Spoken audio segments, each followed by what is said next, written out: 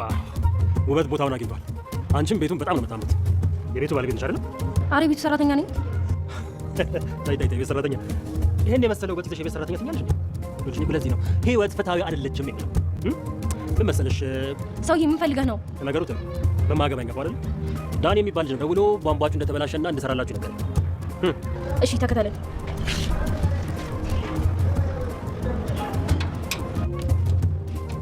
የዳጊችን የመሰለሽ ቆንጆ ሴት እንዳለች አለማወቅ ነገሩ በጣም ዘበኝነት ይቀርባል። የሚሰራው ለሰውዬ አበላሽ ነው የሚለው ምክንያቱም ድጋሚ ወጣት አይቀርም ማለት የሚበላሸውን አሳይኝ ማለት የሚሰራው ይሄ ባማሰሪ መጥቷል። ና ግባ።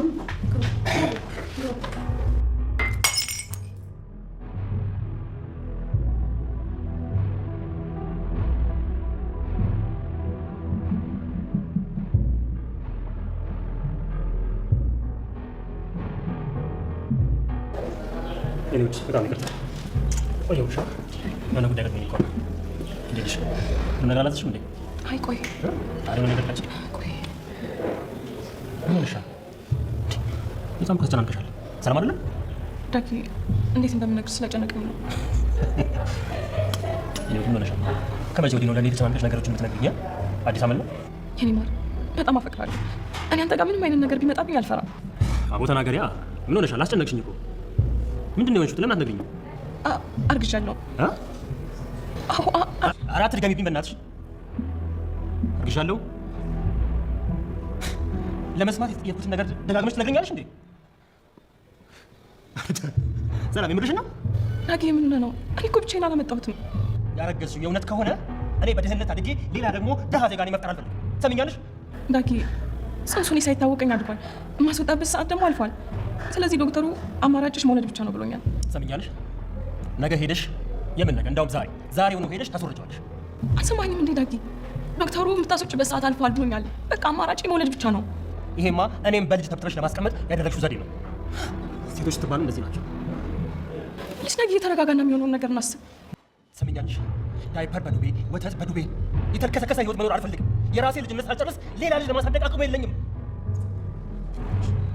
ምናልባት የባከነ ጊዜ ካለሽ ዛሬውኑ ሄደሽ አስወጪው። ሰምኛለሽ? ሁለተኛ ዳግም ብለሽ በህይወቴ እንዳትመጪ። ሁለተኛ አይንሽን ማየት አልፈልግም። ዳውልሽ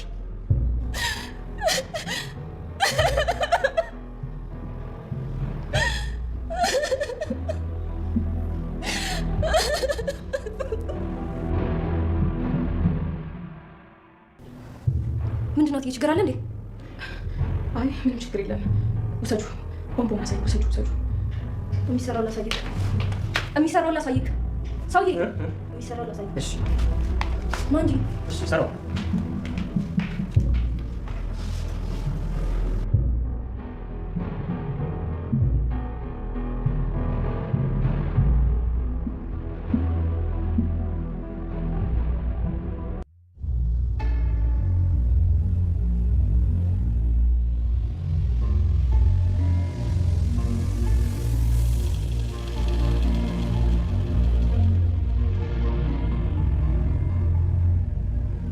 አሳልፈኝ ጎረምሳ።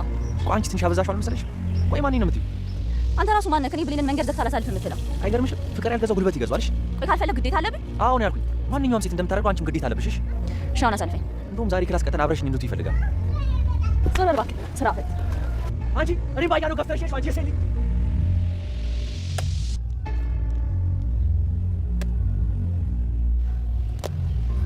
ምንድን ነው ያልከው? የሴት ሰማኛለህ? ብሌን እባላለሁ። እሺ የሴት ልጅ ነኝ፣ የሴት ብቻ።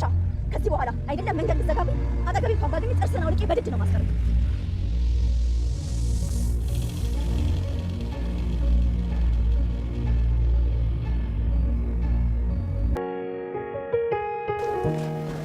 እማዬ ጎረምሴት ትምህርት አረፍድም እንዴ? እማዬ ሁሌ ጧት እየወጣሽ አንቺን ሳልስሚ ስለሚሄድ ትምህርት ቤት ከሄድኩኝ በኋላ ትናፍቂኛለሽ። ለዛ ነው ከዚህ በኋላ የትምህርት ቤት መንገዴን በዚህ በኩል ለማድረግ የወሰንኩት። በዚህ ጋር እኮ ይርቅሻል እማዬ። የትኛውን መንገድ ወደ አንቺ ካደረሰኝ አይርቀኝም። ቁርስ ሳትበይ ነው አይደል የወጣሽው? እኔ እዚህ ብስኩት ምናምን ገዝቼ እበላለሁ። የሰራሁልሽን እንቁላል በላሽ? አልበላሁትም። ከምሳዬ ጋር አንድ ላይ እንድንበላ ብዬ ይዤው መጥቻለሁ። እና ምሳሽን ጾምሽ ልትይ ነው እንዴ? እማዬ አንቺ ለኔ ብለሽ ብዙ ቁርሶችሽን ትተሽልኝ የኔ አንድ ምሳ ምንድነው? ግን ምሳሽስ? እማዬ እኔ ከፈለኩኝ ከተማሪም ቢሆን ተቀብዬ መብላት እችላለሁ። ደግሞ የትምህርት ቤቱ ጉልቤ መሆኔን ረሳሽው እንዴ? የሴት ዱርዬ ቤት ያስቀምጬ እንደዚህ ልሰቃል? እባክሽ ልጄ ከሷ አትጣይ እስኪ። እኔም እኮ ወላጅ በመሆን ተንከራተትኩ። ወይም አንድ ፊቱን እዛው ትምህርት ቤት ጽዳት መጥቼ ልቀጠር እንዴ? እንዴት እኮ እንደምወድሽ የኔ እናት።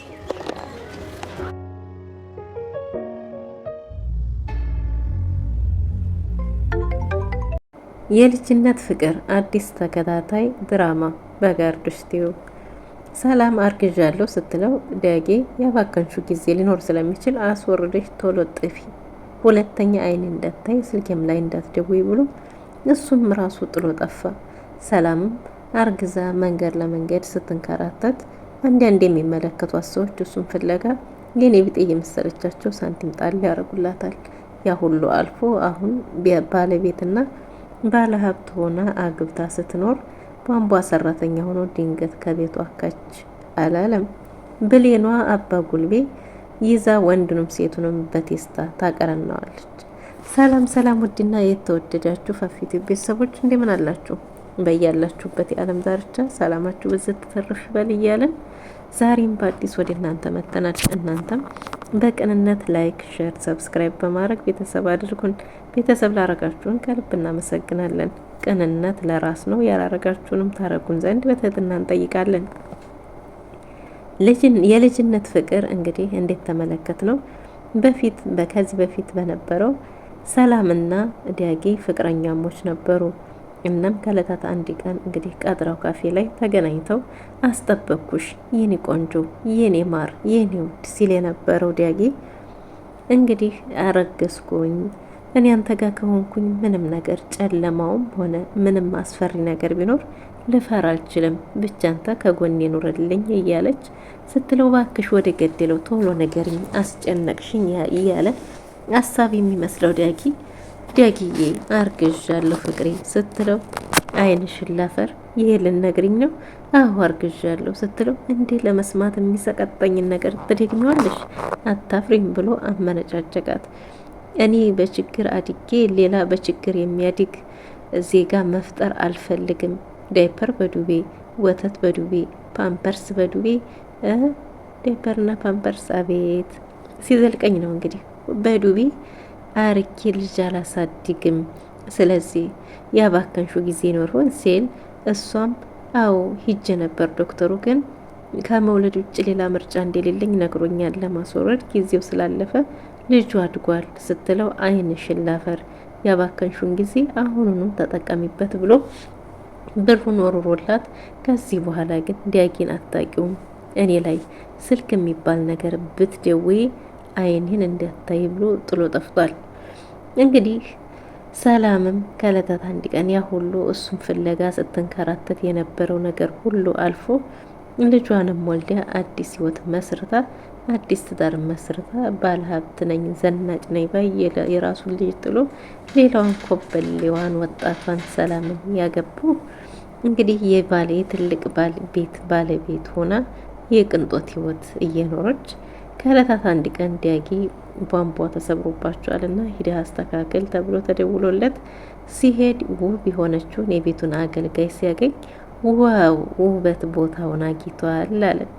የቤቱ ባለቤት መስለው አረ እኔ የቤቱ ሰራተኛ ነኝ ስትለው ህይወት ፍትሃዊ አይደለችም፣ አንቺን የመሰልሽ ቆንጆ ለዚህ ቤት ሰራተኛ ሲላትም እና እባክህ እንሂድ የሚሰራ ቧንቧውን ላሳይ ስትለው ከዛ አረ ሰርቸው አይደለም አበላሽቸው ነው የምሄደው ሌላም ቀን እመጣለሁ ሲላት ምን ስትለው የሚበላሸውን አሳየኛልና ማለት የሚሰራውን ሲል እና በዚህ ብላ ይዛው ስትገባ ሳሎን በር ላይ እትዬ መጥቷል ቧንቧ ሰሪው ግባ በይው ብላ ጁሷን እየጠጣች በቅንጦት ስትመጣ በር ላይ ስታየው የራሷ ዳጊ ሆኖ ስታየው በቁሟ ብርጭቆውን ለቀቀችው። እናም እንግዲህ ሰላም በድንጋጤ ሰላምም ዳጊም ፍጥጥጥ ብለው ቀሩ። በዚህ መሀል ግራ የተጋባቸው የቤቱ አገልጋይ ቆይታ እንዴ ምን ነው ደህናም አይደላችሁ እንዴ ስትል ደህና ነን አሏት። በሀሳብ ያንን ያላትንና ያሳለፈችውን አስታውሳ አይ ቧንቧ ለማስተካከል ሳይሆን የመጣው የኔን ህይወት ሊበጠብጥ መሆን አለበት እያለች በሀሳብ ተውጣ እና አራት ይህ በድን አይደላችሁም እንዴ ስትል በቃ ይዘሹ ሂጂ ቧንቧውን ያስተካከል ብላት ተያይዘው ሄዱ። እናም የቤቱ ባለቤትነቷን ልጅ መኖራቸው አለመኖራቸውን ትዳር መኖር አለመኖሯን ትጠይቃት ባለትዳር እንደሆነችና ልጅ እንደሌላቸው ነግሯታል። አጥብቆ ሲጠይቃት ልጅ የላቸውም ሲል እንዴት ትተዋወቃላችሁ እንዴ ብትልም ሰላም የሚተዋወቁት ያክስቱ ልጅ እንደሆነችና እሱ ደግሞ ከቤተሰቡ ርቆ ጠፍቶ እንደነበረ ለብዙ ጊዜ ቆይቶ ስለተመለሰ በዚህ ምክንያት እንደሆነ ተፋጠ የቀሩት ነግሯታል። የቤቱን ማጋዥ እንደዛ ነው ብላ ዝም ብላለች። ነገር ግን የሁለቱም አስተያየት ግራ የሚያጋባ ነበር እና በስተመጨረሻም በቃ ማናገር አለብኝ ህይወቴን ሊበጠብጥ ነው እየመጣው እያለች ሰላምን በሀሳብ ትዋኛለች። በሌላ በኩል ብሌኗ መንገድ ላይ ጎረምሳ ተብዬው ቆሞ ለከፋ ቢጤ ሊያናግራት ቢፈልግም ባክህ መንገድ ይልቀቅልኝ ብላ ብሌኗ በምንድን ነው የሚባለው በቡጢ ብላው ጥላው ስትሄድ እሱም ካለፈች በኋላ የሴት ልጅ ሲላት ግን ይህን ሰምታ መራመድ ያልቻለችም ወደ ኋላ ቆም ብላ ካዳመጠች በኋላ ምን አልክ ስትለው የሴት ልጅ ከዛም ሲላት በቴስታ አፍንጫውን አርግፋ በእጁ አስታቀፈችው። በኋላ አዎ የሴት ልጅ ነኝ እኔ ብሌን ነኝ ብላ ጥላው ሄዳለች። እሱም አፍንጫውን ደግፎ ወደ ኋላ ተመልሶ እንግዲህ በግዴታ እንኳንስ ክላስ ማዘጋት አይደለም ቀርቶ ብሌንን አፏን ማዘጋት እንኳን ያልቻለው ጎረምሳው እንግዲህ እንደዛ አርጋው ወደ ክፍሏ ሄዳለች። ክፍላቸው ከገቡም በኋላ አፍንጫውን በፕላስተር ተለጣጥፎ ሲመጣ አፍቃሪ ተብዬዋ ፍቅሬ ምን ሆንክብኝ የተለመደ ቦታ አስጠብቅህ ቀረህብኝ ብትለው የብሌኗን ንዴት ባክሽ ዓይንሽን ላፈር እንዳይሽ አልፈልግም አስጠልተሽኛል ሲላት ሁሉም ሲስቁባት እሷም ደግሞ የእሱ ንዴት ተማሪዎቹ ላይ ተወጣች። ከዛ አንቺ ምን አባሽ ነው የምትይው ብላ ብሌኗ መልሳ እሷንም እንደሱ ልታረጋት ስትል ተው ተብለው ተዋታል።